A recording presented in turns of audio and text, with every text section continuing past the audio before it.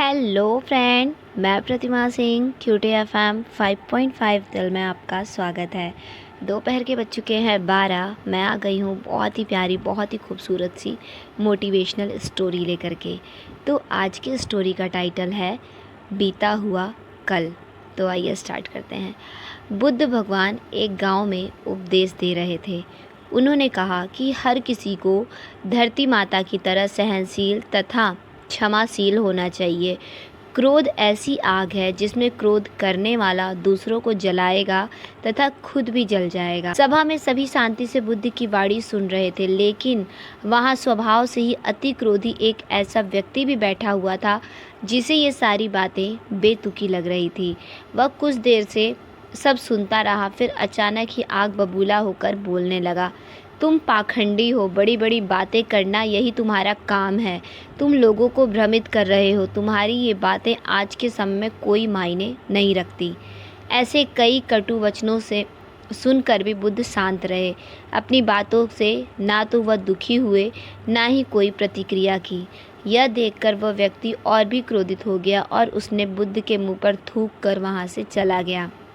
अगले दिन जब उस व्यक्ति का क्रोध शांत हुआ तो उसे अपने बुरे व्यवहार के कारण पछतावे की आग में जलने लगा और वह उन्हें ढूंढते हुए उसी स्थान पर पहुंचा। पर बुद्ध कहाँ मिलते। वो तो अपने शिष्यों के साथ पास वाले एक अन्य गांव निकल चुके थे। व्यक्ति ने बुद्ध के बारे में लोगों से पूछा और ढूंढते ढूंढते जहाँ बुद्ध प्रवचन दे रहे थे वहाँ पहुँच गया। उन्हें देखते ही वह उनके चरणों में गिर पड़ा और बोला, मुझे क्षमा कीजिए प्रभु।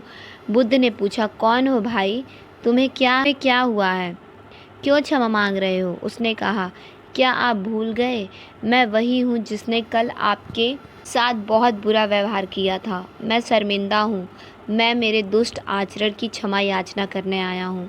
भगवान बुद्ध ने प्रेम पूर्वक कहा, बीता हुआ कल तो मैं वहीं छोड़कर आ गया और तुम अभी भी वहीं अटके हुए हो। तुम्हें अपनी गलती का आभास हो गया, तुमने पश्चाताप कर लिया, तुम निर्मल हो चुके हो। अब तुम आज में प्रवेश करो। बुरी बातें तथा बुरी घटनाएं याद करते रहने से वर्तमान और भविष्य दोनों बिगड़ते हैं। बीते हुए कल के कारण आज को मत बिगाड़ो।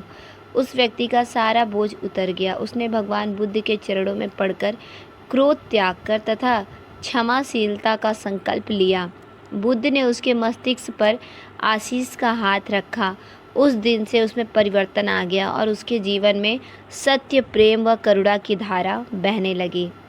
तो फ्रेंड्स, बहुत बार हम भूत में किए गए किसी गलती के बारे में सोचकर बार बार दुखी होते हैं और खुद को कोसते हैं। हमें ऐसा कभी नहीं करना चाहिए। गलती का बोध हो जाने पर हमें उसे कभी ना दोहराने का संकल्प लेना चाहिए और एक नई ऊर्जा के साथ वर्तमान को शुद्ध बनाना चाहिए। तो बिल्कुल सही बात है फ्रेंड। आज की स्टोरी बहुत खूबसूरत है, बहुत प्यारी है और हमें यही सीख दे के जाती है कि कभी भी ना हमें अपने पास्ट की गलतियों को बार बार याद करके दुखी नहीं होना चाहिए, बल्कि उसे भूल करके दोबारा ऐसी गलती नहीं करनी चाहिए। तो आज की स्टोरी सिर्फ इतनी ही थी। कल फिर लेकर के आएंगे बहुत प्यारी, बहुत ही खूबसूरत सी स्टोरी। तब तक के लिए take care and bye bye.